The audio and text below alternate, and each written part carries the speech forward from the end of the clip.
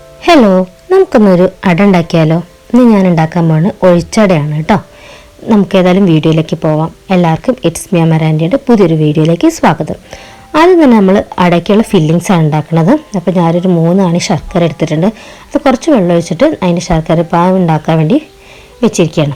അത് നല്ലതുപോലെ ഉരുകി വന്നപ്പോൾ കുറച്ചൊന്ന് കുറുകാൻ തുടങ്ങിയപ്പോൾ അതിലേക്ക് ആവശ്യത്തിന് ചെറിയ വെച്ച തേങ്ങ എടുത്തിട്ടു. എന്നിട്ട് അത് നല്ലതുപോലെ ഇളക്കി അത് നല്ലതുപോലെ വെള്ളം വറ്റിച്ചെടുക്കാം.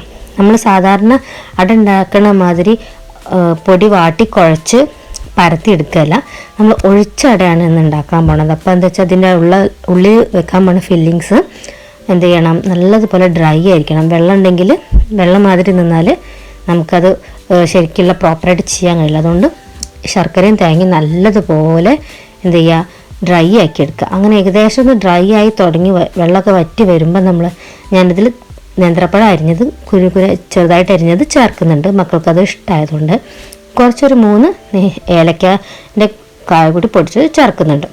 അപ്പോൾ അത് നിങ്ങൾക്ക് ഇഷ്ടമുണ്ടെന്നുണ്ടെങ്കിൽ ജീരകമൊക്കെ ചേർക്കാം. അങ്ങനെ ചേർക്കുന്നവരൊക്കെ ഉണ്ട്. പക്ഷേ മക്കൾക്ക് അങ്ങനെ ഇഷ്ടമില്ലാത്തതുകൊണ്ടാണ് ഞാൻ ജീരകമൊന്നും ചേർക്കാത്തത്. പഴം നിങ്ങൾക്ക് വേണ്ടാന്നുണ്ടെങ്കിൽ ജസ്റ്റ് തേങ്ങ ശർക്കര സാധാരണ അട ഉണ്ടാക്കുന്ന മാതിരി ആയാലും രസമാണ്. ചിലർ അവിലൊക്കെ ചേർക്കും ഈ മിക്സിൽ. ലാസ്റ്റ് ഞാൻ കുറച്ച് ബട്ടറും കൂടി ഇട്ടിട്ടുണ്ട് കേട്ടോ. എന്നിട്ട് നല്ലതുപോലെ ഇളക്കി ഡ്രൈ ആക്കി എടുത്തു. ഫില്ലിങ്സിൽ നിങ്ങൾക്ക് ഇഷ്ടമുള്ളത് എന്താ വെച്ചാൽ ചെയ്തുകൊണ്ടും ഏതായാലും അടയ്ക്ക് നല്ല രസം ഉണ്ടാവും. ഇനി നമുക്ക് ഒഴിച്ചടൻ്റെ മാവ് റെഡിയാക്കാം. അതിനിപ്പോൾ ഞാനിപ്പോൾ പത്തിരിപ്പൊടി ഇല്ലേ, അരിപ്പൊടി, അതാണ് എടുത്തത്.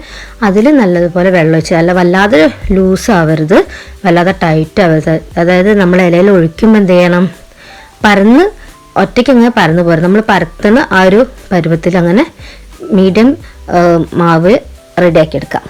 അങ്ങനെ എന്നിട്ട് ഒരു തവിയിൽ മാവ് എടുത്തിട്ട് നമ്മൾ ഇലയിൽ ഇതങ്ങനെ പരത്തി കൊടുക്കുക. അപ്പോൾ കണ്ടില്ല, നമ്മൾ പരത്തുന്നതിനനുസരിച്ച് നിൽക്കുന്നത് കൂടുതൽ അങ്ങ് ഒഴുകി പോകണില്ല.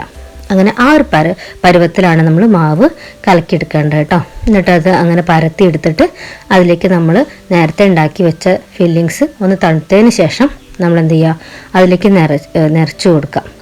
ഇനിയിപ്പോൾ എന്താ ചെയ്യേണ്ടത് വെച്ചാൽ, നമ്മൾ അരിപ്പൊടിയാണല്ലോ എടുത്തത്. ഇനിയിപ്പോൾ പച്ചരി ആണെന്നുണ്ടെങ്കിൽ നമ്മൾ പച്ചരി കുതിർത്തതിന് ശേഷം കുറച്ച് മാത്രം വെള്ളം ഒഴിച്ച് ഇങ്ങനെ നല്ല ഈ ഒരു പരുവത്തിൽ പാകത്തിൽ തന്നെ അരച്ചെടുത്താൽ അത് ഒഴിച്ചാലും നല്ല അടയായിട്ട് കിട്ടും കേട്ടോ. ഞാനിപ്പോൾ പച്ചരി വേഗത്തിൽ ആക്കാനുള്ളതുകൊണ്ടാണ് പച്ചരി ആക്കാതെ ഇങ്ങനെ അരിപ്പൊടി എടുത്ത് ചെയ്ത് പച്ചരി ഇങ്ങനെ ചെയ്താലും മതിയെ. എന്നിട്ട് എല്ലാ അടയും റെഡി ആയതിനു ശേഷം ആവിയിൽ നമ്മൾ നല്ലതുപോലെ വേവിച്ചെടുക്കുക കേട്ടോ. അത് കണ്ടില്ല, നല്ലതുപോലെ ഇലയിൽ നിന്ന് വിട്ട് വന്നിട്ടുണ്ട്. നല്ല ടേസ്റ്റാണ് ഈ ഒഴിച്ചട എന്ന് പറഞ്ഞാൽ.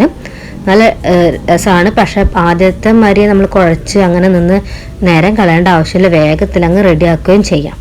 ഓക്കെ, എല്ലാവരും നല്ലതുപോലെ ഒന്ന് ട്രൈ ചെയ്ത് നോക്കൊണ്ട് എന്നിട്ട് അഭിപ്രായം പറയണം കേട്ടോ. ഒഴിച്ചട എങ്ങനെ ഉണ്ട് എന്നുള്ളത് എല്ലാവർക്കും ഇഷ്ടമാവുമെന്ന് വിചാരിക്കുന്നു.